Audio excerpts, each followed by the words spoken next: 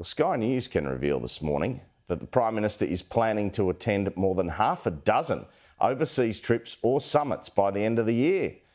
In term one, he copped the moniker Airbus Albo, just as Kevin Rudd got the headline Kevin 747. But the PM feels he needs to go to APEC in Korea, after all the Australian government set this forum up, ASEAN in Malaysia, the Conference of the Parties climate meeting in Brazil. Mr Albanese is obliged to go to that with Australia bidding for the right to hold a COP conference. And I imagine that trip would pair with the G20 in Johannesburg.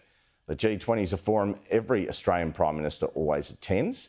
The PM is also expected to visit China in around August this year on the invitation of President Xi. This trip is important given the size of the trading relationship between the two countries.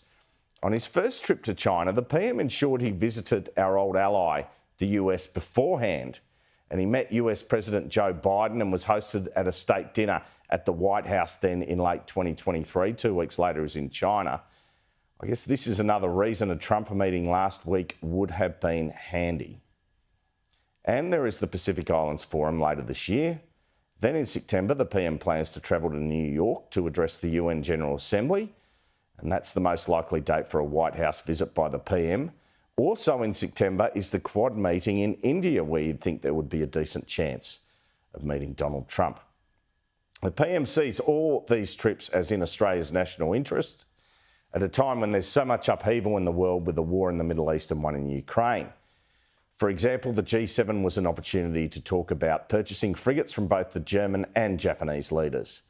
Of course, the Prime Minister, since being re-elected in May, has also travelled to Indonesia and to Rome for the mass swearing in the new Pope.